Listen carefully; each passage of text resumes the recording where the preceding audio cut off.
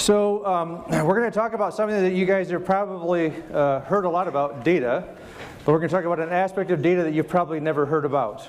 And so when we say the title, Through the Looking Glass, it really is a play on Lewis Carroll. And it's what did Alice find when Alice went down the rabbit hole?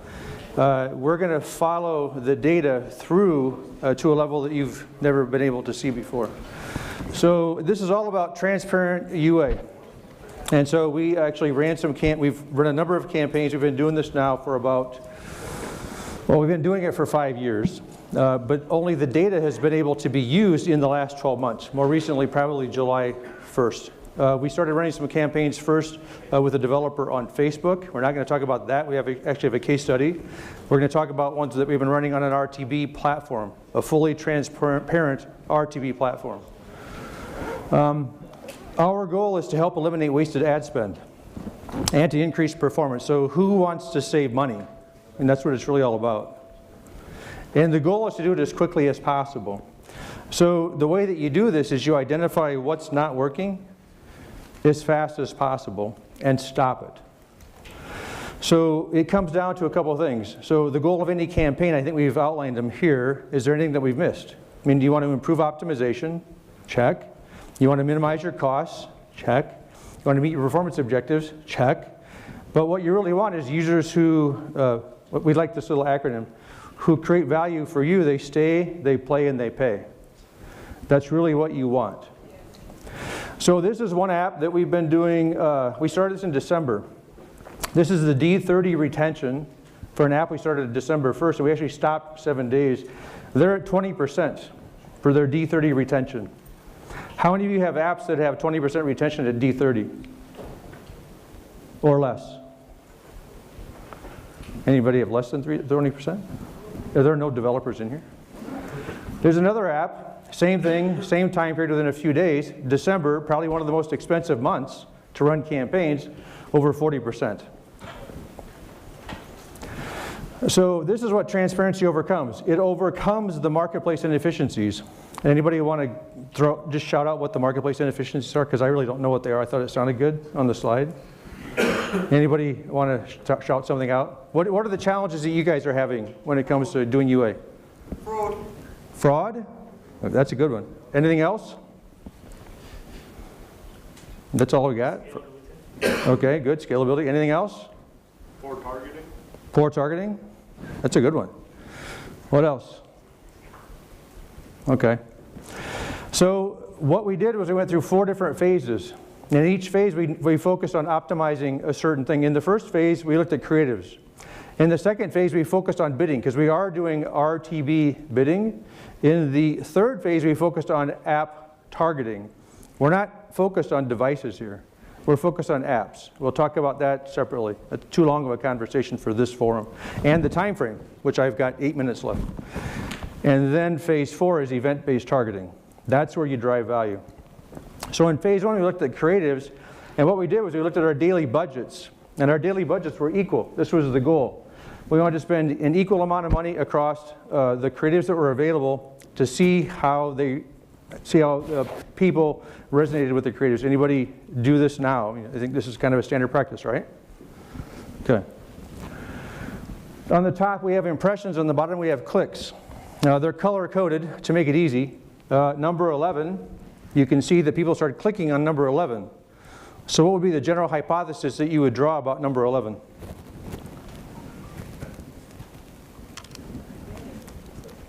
I'm sorry? I can't hear. It's engaging? Is that what you said?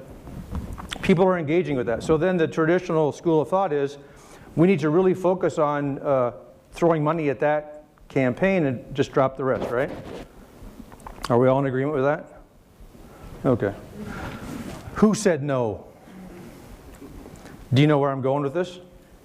I want to hear what you think first before I go. You have to look further. What are you looking for? Well, we're all doing user acquisition tests. It's ROI. It's not about engagement. It's about ROI. Okay, right. We want to go further, don't we? So this is another way to look at it too. This is the click-through rate, right? Blue is the same one we just looked at.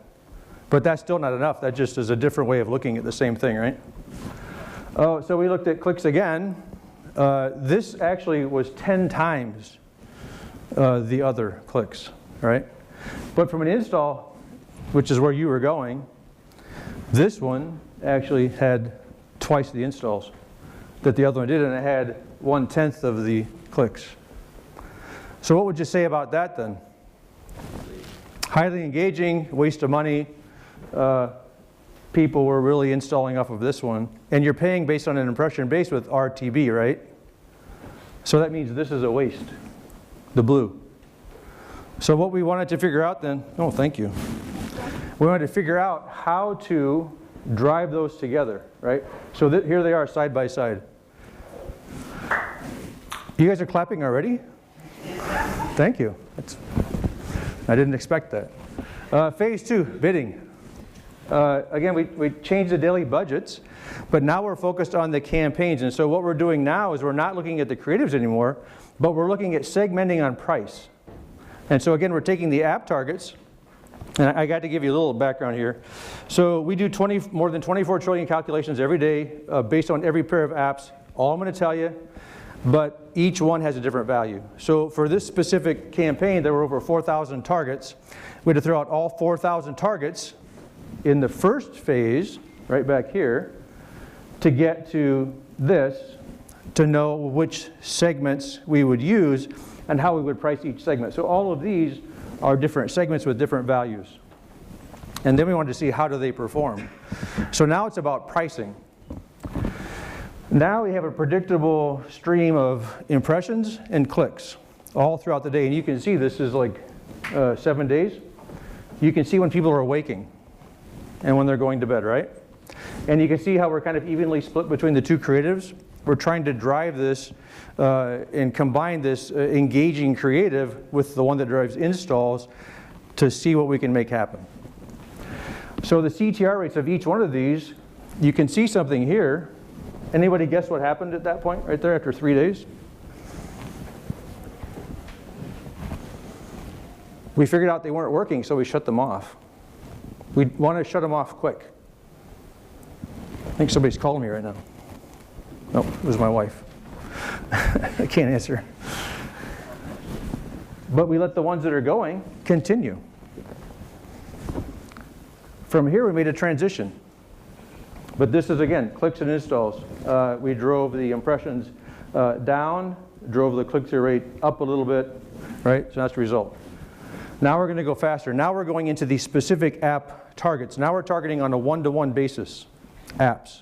Now we have more control over the cost. You guys, anybody old enough to know what a graphic equalizer is?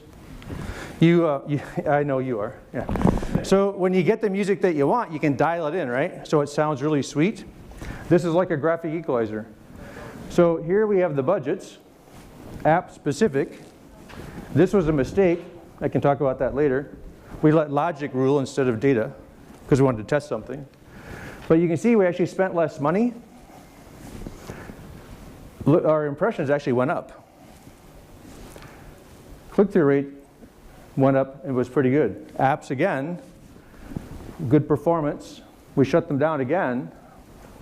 Oops, data science is machine learning in reverse, if you guys didn't know this. Who knows that? You exactly do now. Somebody told me that. This is what it looked like throughout the entire time, putting it all together. This was creatives. Spent a lot of money. Bids on the segmentation. This was when we focused on the apps. So we spent less money here.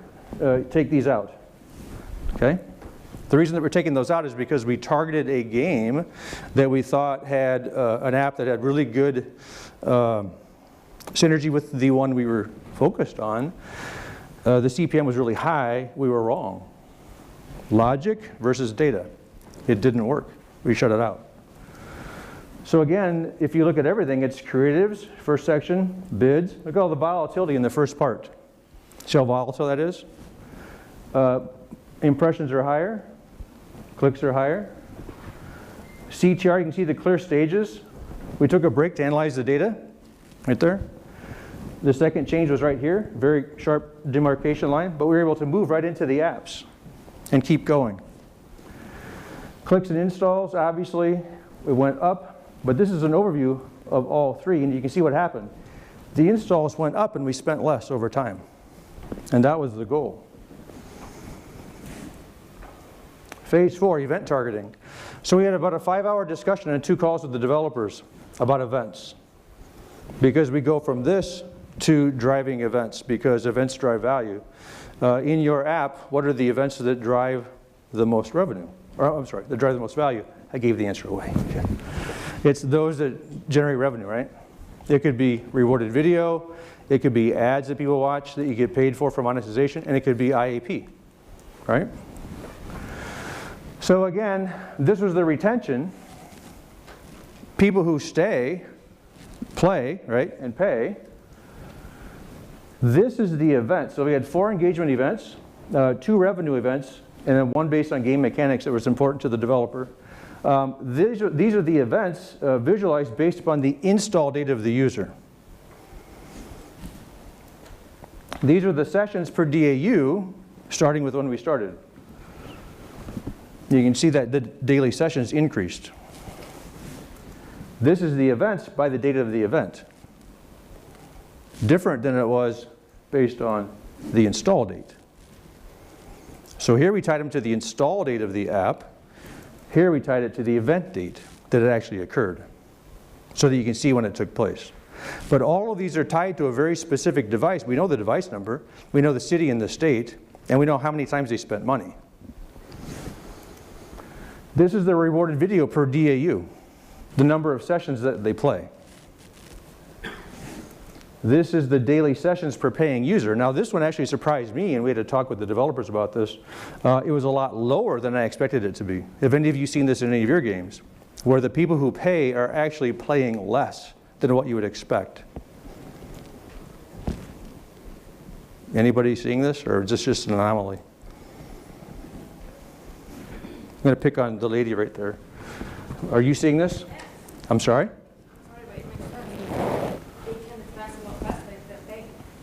All right. So they need less sessions. They don't have to grind as much. Yeah. Exactly. And then that's, when you think of it, it's like, oh yeah, that makes sense. So the next phase in scaling, so the only way to do this at scale is to use machine learning. And so how many of you would like to have 80% of your workload taken away? Just 1, 2, 3, 4. Somebody write these names down for me. 5, 6. So when you integrate machine learning into this process, the only hard part becomes uploading your creatives. The data takes care of the rest. What campaign should I run in what country, with which app should I target, and how do you price it? Because that's the data that we have. So you use data, data science, and machine learning together to save yourself a lot of time and money. That's really the key. Questions? Did we finish in time? Yeah. Oh, good. Whew. I was afraid we weren't going to have enough time, so I really had to rush. No, that's great. I can run over with the microphone if anyone has.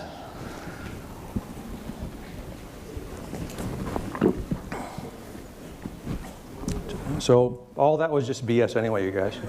So I made it all up. The whole point was to like baffle you guys with BS, so you couldn't even ask questions. Disruptive. Exactly. So now I'll tell you how we do this. Now, since I guess at this point, we have, how much time do we have? A couple of minutes maybe, yeah. A couple minutes. We should have actually 15 after that one guy. I'm just kidding. So on a daily basis, we've been detecting apps on the device for 5 years. But that's been our business. It's only with opt-in, right? On a nightly basis, we calculate the presence of all the apps, and then we calculate them using consumer purchase intent data. And so we know the impact that one app has on the influence on the other. In other words, whether or not it's going to be downloaded on the app, on the device. So we do, last time I checked, it was a couple years ago, a year and a half ago, more than 24 trillion calculations a night. There's a lot of data behind this.